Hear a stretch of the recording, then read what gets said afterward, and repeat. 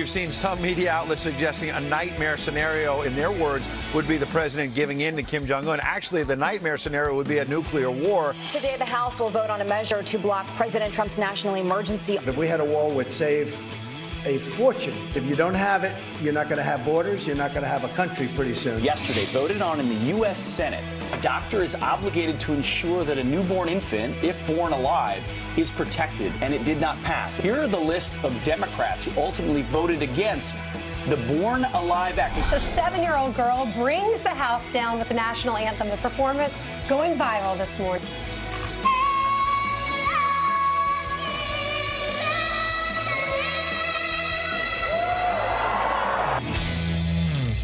Because Ronald Reagan, they've walked away from that deal that Gorbachev put to him that said, let's get rid of all nuclear weapons. Everyone, he said, goodbye, I'm going to go. I want my Star Wars initiative. I'm going to shoot down your missiles. They didn't know we didn't have the technology, but we played a big old bluff. Well, Kim Jong-un didn't do any walking. He took an armored train, a 3-hour train going, 37 miles per hour? Had a huge rift between those two countries, even though Vietnam was one of the first to recognize North Korea in the 1950s when the peninsula actually divided. But since then, they've been a little separate, as Vietnam is very separate.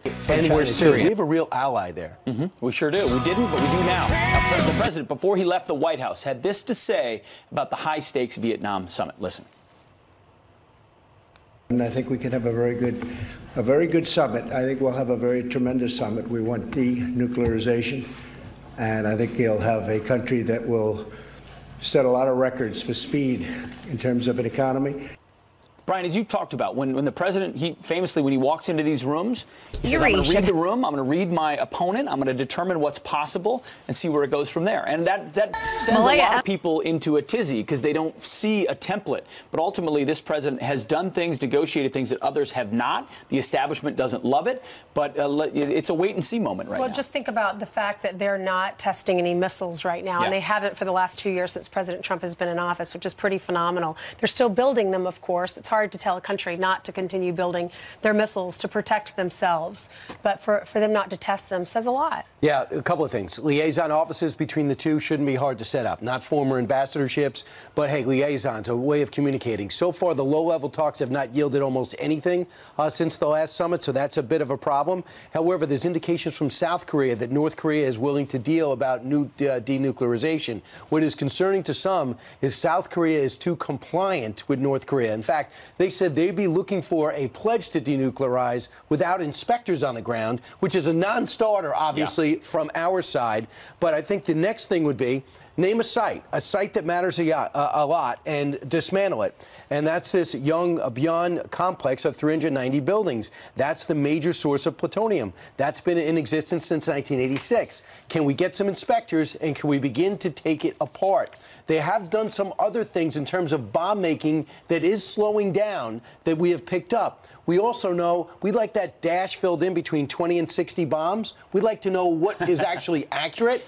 And we also have a great idea of what they're building and where it is. We'd like to know when they declare it, is it the same list? Well, Kim Jong-un, he wants to have a good relationship, it appears, and wants to have communications and open dialogue with our president. But he also has to consider his military and what his individuals want in his country and has to please them as well. Well, his grip on power is what he cares about. He's been willing to trample all over his people for decades, as his father and his grandfather were. Doesn't want to look weak. He can't appear weak. If you appear weak, you lose your job. What matters to us is, listen, we know they've developed the technology to miniaturize a nuclear bomb and missiles that could reach our shores. That's why we have to care about South Korea, but we care about our security even more. We can't live under a nuclear umbrella where they can threaten us no matter what. That's why China. That's why this matters. That's why these talks are important. That's why everyone in the meeting needs to chill out and give this president an opportunity to see what happens. So you look at Japan, they say, Mr. President, we're going to put you up for, Abe says we're going to put you up for a Nobel Peace Prize. We look at South Korea and they say we cannot believe the progress and how Donald Trump has engineered us to this point. And it makes you wonder what the rest of the world thinks of us, or what do we think the rest of the world thinks of us. And I was surprised by these numbers. According to a Gallup poll, 58% believe that the U.S. looks very or somewhat favorable in the world's eye. No, the reason this seems like a surprising number is because the overwhelming mountain of coverage this president gets is negative, especially here at home and internationally. The Europeans and others we've been told they don't like this president, yet Americans see through that. And they ultimately say, listen, if we're putting America first and we're strong and our economy is good, our military is big, we see that as favorable in the world, is because there's a reservoir of patriotism in this country that never gets accounted for in these polls. Ever. Yeah, that's interesting. I also think that the European, when we had that meeting over in Munich last week, Senator Joe Lieberman mentioned, he says, I never remember such negativity towards America. That's and how the down elites. they were. Yeah, how down they were about America's going it alone strategy, which, if you just listen, it's not going it alone. America first doesn't mean America alone. Yeah, well, maybe you should build a military, Europe. Right. Maybe you should have, like, actual troops, and then you can have a say at the table. And he's talking to all of you. Well, Right? Just all of Europe, and I know you're watching. Yeah, that's right. Let's They're go gonna down take to those to heart. D.C. because today the House is going to vote on a measure to block President Trump's national emergency on our southern border. There's really not much going on today. Sorry about this. It's the first ever vote by Congress to stop an emergency declaration. Our own Griff Jenkins joins us live in D.C. with more on the border battle. Griff. Good morning, guys. Yeah, 59 declarations in history, 31 still in effect, but today will be a first. Speaker Pelosi explains why. This is not about politics. It's not about partisanship. It's about patriotism. We would be delinquent in our duties if we did not resist, we did not fight back and to overturn the president's declaration. But our counterpart, Minority Leader Kevin McCarthy, says the president is doing what's necessary. The president's going to get the full 200 miles that the experts said we need on these barriers to protect us, to have the border secure. And that's what the president said he would do. And he has a responsibility as a president to secure our borders. Meanwhile, in Laredo, Texas, where Speaker Pelosi just visited, they closed a bridge when a migrant wave attempted to cross. And there you see they busted more than $2 million in cocaine and marijuana. Now, as for that resolution, it'll go to the Senate next if it passes the House, where some Republicans in the Senate are already supporting it. North Carolina Senator Thom Tillis becoming the second, along with Alaska's Lisa Murkowski, that say they will vote to block the president. Guys? Thanks, Thom Tillis. I'm sure North Carolinian Republicans will love that choice. I mean, that's the reality. Right now, we're debating, talk to Border Patrol agents or not, whether there actually is an emergency at the border. A lot of conservatives say that there is. They call it a crisis. Our president calls it a crisis. But a lot of Democrats, a lot of the media say it's manufactured. Watch this. There's no security crisis at the border. President Trump must stop holding the American people hostage, must stop manufacturing a crisis. The only real crisis that is at the border, which is not a border security crisis, but a humanitarian one. This is a manufactured crisis, and a crisis that manufactured by the Trump administration. It is not true. It is chaos at our border, and that's why, and it's been that case for 20 years. That's why George Bush got 500 miles of fencing. That's why Barack Obama got 133, and that's why this president wants to finish the job. He's got the prototypes. The 22 miles has already been financed. It's already well underway. Here's the president talking about why, for the millionth time, he says we need it. If you don't have it, you're not going to have borders. You're not going to have a country pretty soon. We had a wall would save a fortune. Would save it just on not having to pay military. If we didn't have that wall, it would be impossible even for the military to stop. Unlike other countries, we don't let people get shot. You know, we don't have people standing there with the most sophisticated machine guns in the world and use them. Many countries do. Many countries do. We can't do that. We can't do that. This country can't do that. But the barrier does it very simply. I just laugh about those 58 national security officials who weighed in saying there's no crisis at the border and we shouldn't do the declaration. Those people basically are the people who voted for President Obama and the Republicans that hate Trump. That's I mean, right. to have Chuck Hagel as a Republican who says coming out against the wall, George Bush knows what Chuck Hagel's like. He turned on him the second the war went down. I don't think that carries much weight, though, because Republicans could do the same thing. They could get a list of people who thinks it's a crisis. Right. But a guy like Thom Tillis, who's a supposed conservative in North Carolina, and a pretty, I mean, listen, it's a toss-up state, but there's a lot of Trump supporters in North Carolina.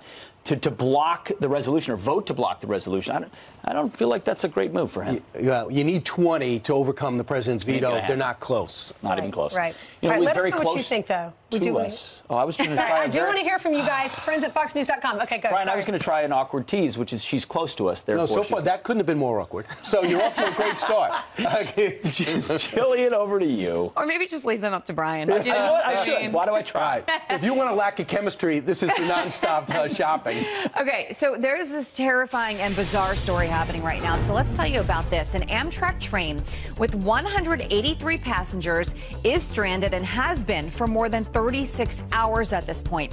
The train from Seattle to Los Angeles was forced to stop in Oregon Sunday night for a tree on the tracks. Riders say they're running low on supplies. They just did an announcement on that they're making diapers for some of the kids that are on the train.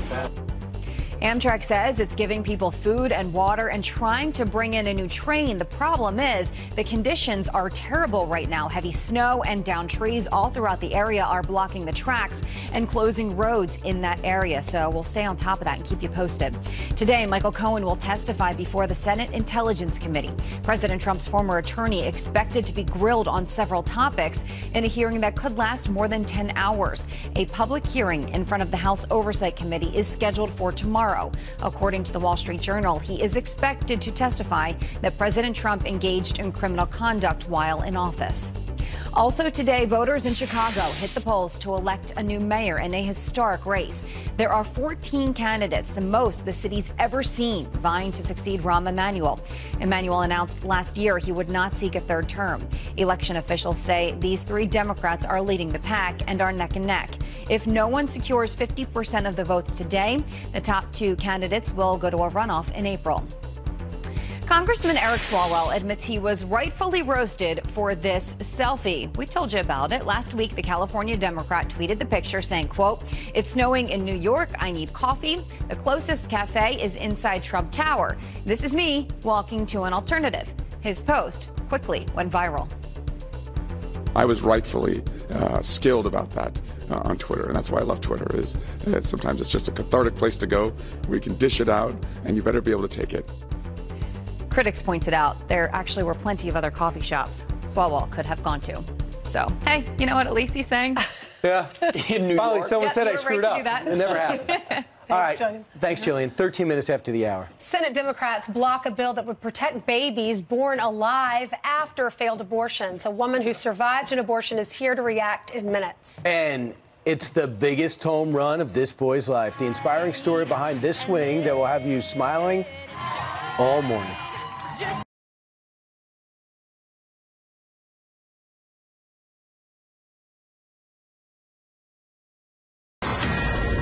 Here we go, Fox News alert. In just hours, and actually almost 2 hours exactly, President Trump will land Air Force One in Vietnam for Summit 2.0 with Kim Jong-un. The denuclearization talks are going to be in full swing tomorrow at this time.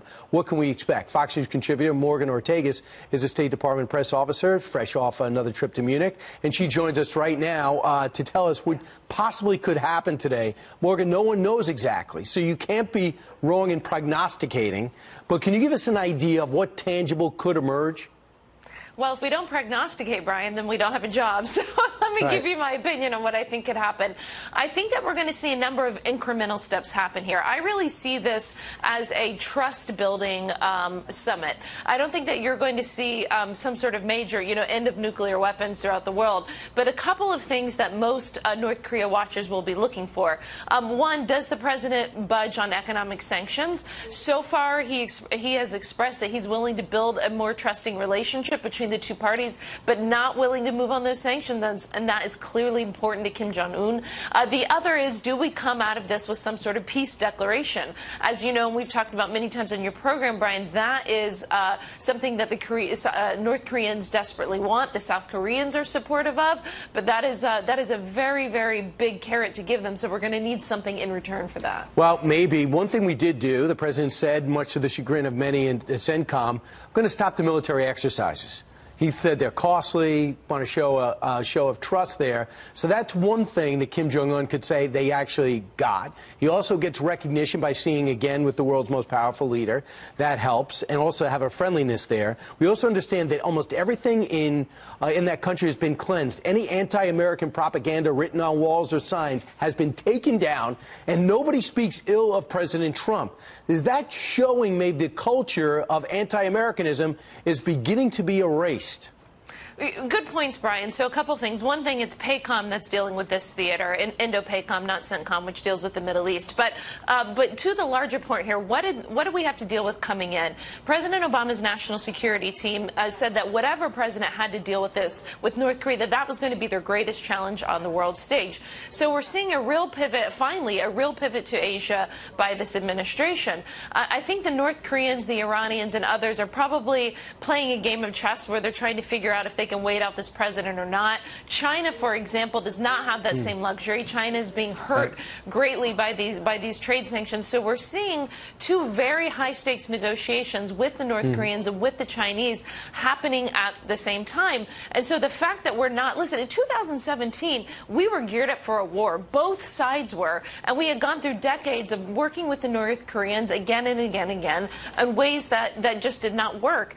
So that's why this summit is so important, because we were prepared for war. We could go back to that same war footing, but that would be bad for the world. And so that's where we are. And Morgan, while China might want to wait out this president, North Korea likes this president and thinks maybe this is their best shot of normalcy. So we'll see how they play it. They're not smart. They're not stupid people. They'll have a game plan. Morgan, thanks so much. Thanks, Brian. Straight ahead, Senate Democrats block a bill they would protect babies being born after failed abortions. A woman who survived an abortion reacts next. 100 years. That's how long it's been since the Grand Canyon became a national park. President Woodrow Wilson signed the bill into law to preserve the land for future generations. Celebrations scheduled throughout the day at the Grand Canyon. Very cool. Next, 20 feet. That's how tall this serious game of Jenga got, setting a world record. The Caterpillar company using excavators to maneuver 600-pound blocks at a facility in Illinois. The game lasted for 28 hours. I'd like to see that thing crash. And finally, $540. That's how much this man right there spent to buy everything at a Girl Scout cookie stand in South Carolina. He paid the troop, told the girls to get out of the cold. You know, I passed one of those stands in Minnesota. I should have done the same thing. That's now on the bucket list. Well done, sir. That is so nice. You know, you can also send Girl Scout cookies to the troops overseas, too, on their website. Thank you so much, Pete. A bill designed to protect newborns against infanticide defeated on the Senate floor last night. Senate Democrats blocked the Born Alive Abortion Survivors Protection Act, which would have required doctors to treat infants that were born after failed abortions. Melissa Ohden is an abortion survivor herself and the founder of the Abortion Survivors Network, and she joins us now. Good to see you again, Melissa. Thanks for being here. Thank you, Ainsley. You are here today because you survived an abortion. Tell us your story.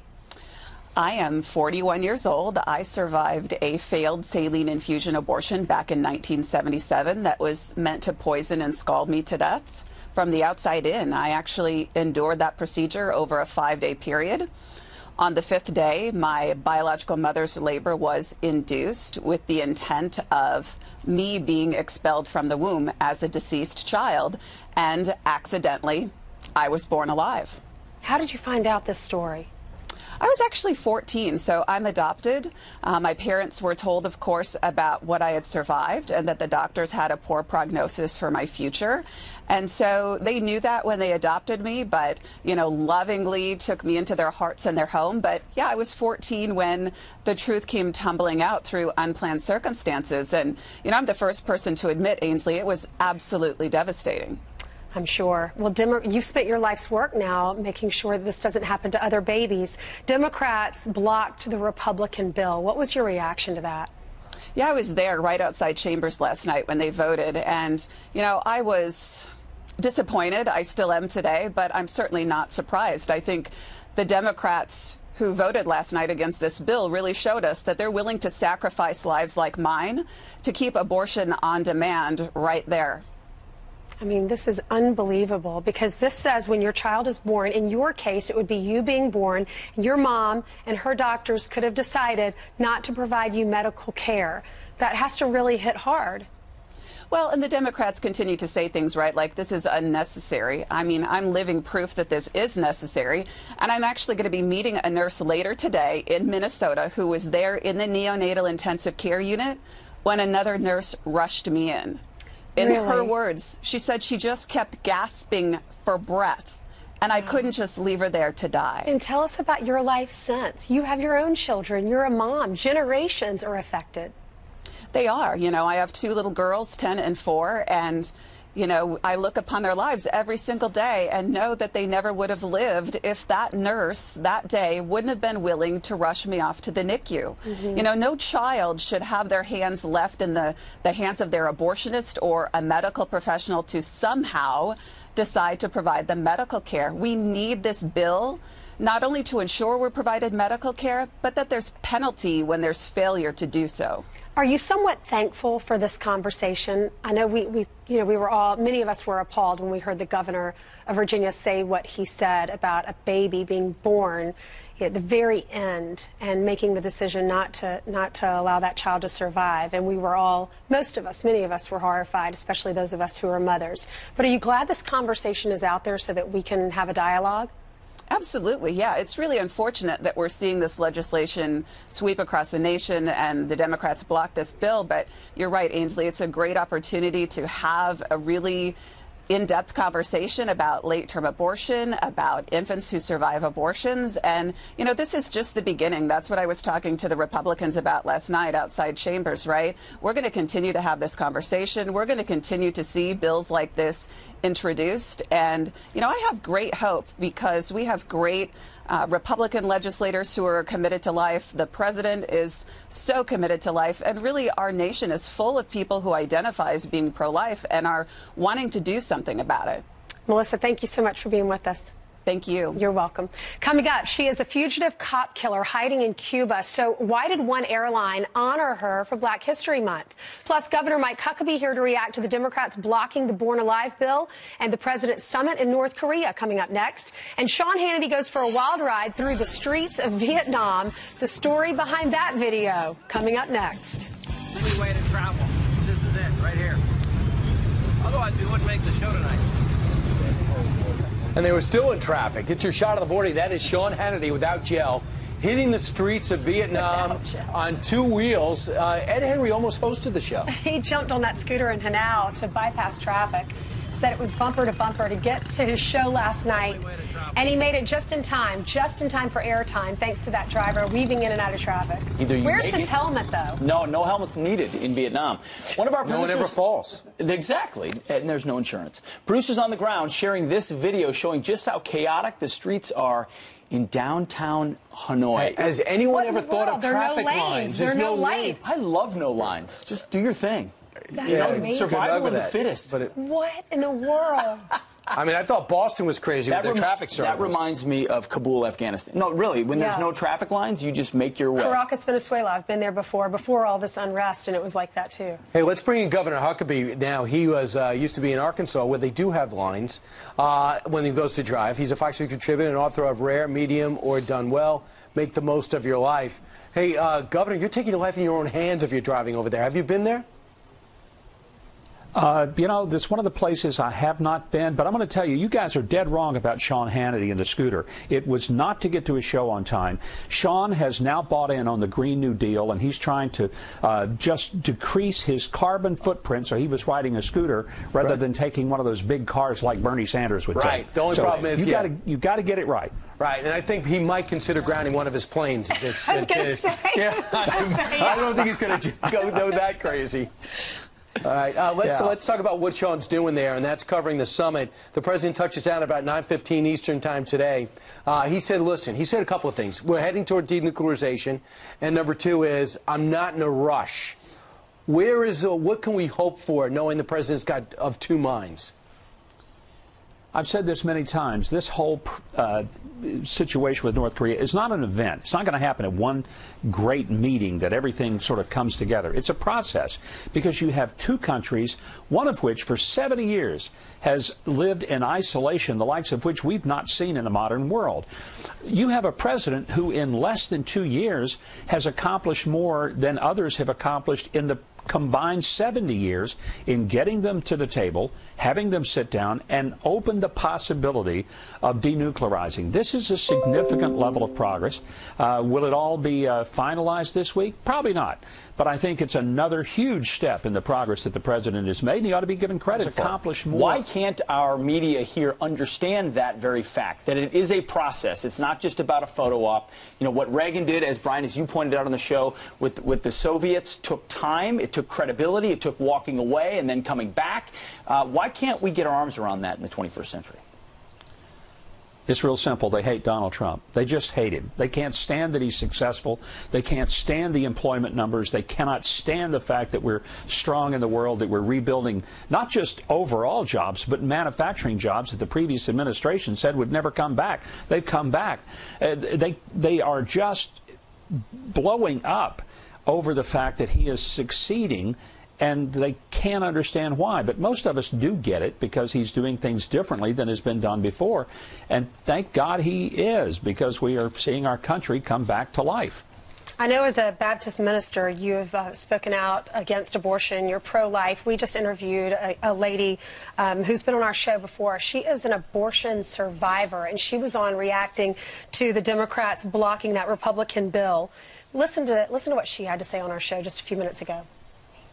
I have 2 little girls, 10 and 4, and, you know, I look upon their lives every single day and know that they never would have lived if that nurse that day wouldn't have been willing to rush me off to the NICU.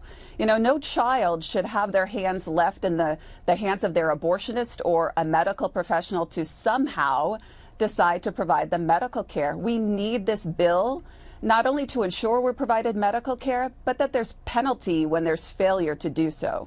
Yeah, Governor, her mother went in for an abortion. It took 3 days of saline injections, and then she was induced and delivered a child that had survived all of that miraculously. And that was the lady we just interviewed. What's your reaction? Well, I wish all of those 44 Democrats would look her in the eye and tell her that they wish she was never born. I mean, that's basically what they're saying with voting against this bill. And let me be very clear. Even if I was not a Christian, if I didn't have spiritual and biblical convictions about life, my gosh, I'm a human being. I'd like to think that we are a civilized enough people that we're not going to go the way of the Canaanites. I think if the Democrats continue on this path, they should rename their party the Canaanite Party and give credit to the Canaanites of ancient days. They murdered babies, but they thought they were doing it in their religious superstition, so they at least had some more noble purpose in their own minds than just their convenience, and just the fact that they wanted to get rid of an unwanted child that maybe someone else would have wanted. I find this so appalling, and if the Democrats are going to base their 2020 election on the killing of a fully developed child, then I say let the games begin. And there are a lot of Democrats in this country, a lot of them, who do not share those convictions and are appalled by this new venture into infanticide. And just so you know, Tammy Duckworth on the pushback says this bill is an attempt to bully doctors out of giving reproductive care. We know the partisan extremist playbook comes out of this, one based not in fact but in fiction, steeped in ignorance and misogyny. The goal here is obvious: to bully doctors out of giving care, to scare them out of business. And that was her take on what Ben Sasse actually introduced. Yeah, Brian, there's nothing reproductive about killing a baby. That's where they've taken language and destroyed it. It's not reproductive. It's counterproductive to reproduction when you kill the thing that's being reproduced. I mean, that is on its face ridiculous for her to say something like that. And it's ridiculous for these Democrats to defend infanticide. And God help them for doing so. Yeah, they love to talk about being on the right or wrong side of history. I think we know where they are on this one. Governor Mike Huckabee, thank you very much for being here. We appreciate it. Thank you. You're welcome. Let's hand it over to Jill. You know, has some headlines. Hi, Jill. That's right. Good morning. Let's start with this. JetBlue is apologizing for honoring a cop killer during Black History Month. Look at that. The airline says crew members put up the display at JFK Airport in New York. It included a poster of Joanne Chesimard with facts about her life. One reads, Chesimard, quote, became the first woman to be placed on the FBI's most wanted list after escaping to Cuba from prison, where she was serving a life sentence for the 1973 murder of a police officer. JetBlue has removed the poster. Watch this incredible video and listen to the crowd's reaction when a circus stunt goes terribly wrong.